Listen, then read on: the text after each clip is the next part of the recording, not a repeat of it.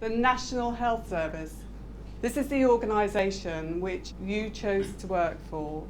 Now, I'd make a safe bet that at some point you actually chose to do it because you really wanted to go and care for patients and deliver that care in a compassionate way. What we've been trying to work out is a way of allowing you guys to just think a little bit about what is the culture that we're actually working in. We thought that the place to start was probably with stories, not made up stories, but actually stories that happen to real people and real doctors. And let's just kind of think about what do those stories tell us about the culture that those stories happened in. I'd been working in anaesthetics and ICU at this particular hospital for 3 months when a child was brought into A&E. It was an elderly lady propping herself up against the door frame of her cubicle, calling out for help. My heart thudded in my chest and all the hairs down my neck, back and arms stood on end. My throat closed up. I was sent back to the ward to carry on with my ward jobs. I discovered after the interview that the college tutor, who by now was the regional advisor, had sent in a damning reference to the hospital. You're encouraged to be able to say what you think. If you feel that something is fundamentally wrong and against your beliefs, you're supposed to be able to voice those. In this incident particularly, the patient hadn't been escalated early enough. But now what we'd like you to do is share something into the room.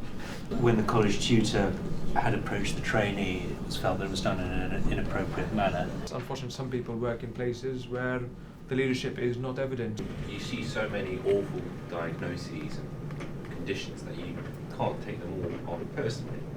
The nature of arrest calls, particularly at night, that you're expected to just go back to your job, as was mentioned before. It worked in various places doing the WHO checklist, and the extent to which it's implemented and the extent to which it's performed and the way it's which it's performed is very variable. And you feel shortchanged in the way that you're shortchanging your patients and you're shortchanging yourself because that's not the type of care that you want to deliver. Also, we do make it every day of our lives, we are making a difference. And I think sometimes we just forget that because I think we just get bogged down with our job and trying to get to consultancy. No matter what you do, and it's fostering that culture of we're all here for the same thing, improving people's lives. I can't help thinking that our incentives are purely the more harder you work, the more patients you can treat. So the nurses who stayed on late in our theatre would just then get asked to stay on late every single day because it was presumed that they would. But when everyone is working the same thing, like a pit crew, everyone knows exactly their role, exactly how to do it, they're well practiced, then it's very efficient. When you've got different teams doing different things, changing the whole time, that's where the inefficiencies creep in because people don't... What we set out to do today was not to instruct, not to inform, not to teach. It was to give you some of your own time.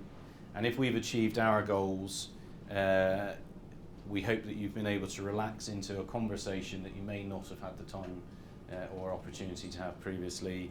Go forward. You're the future of medicine. You are not alone. You're never going to be alone in caring. So please remember to care for yourselves and others.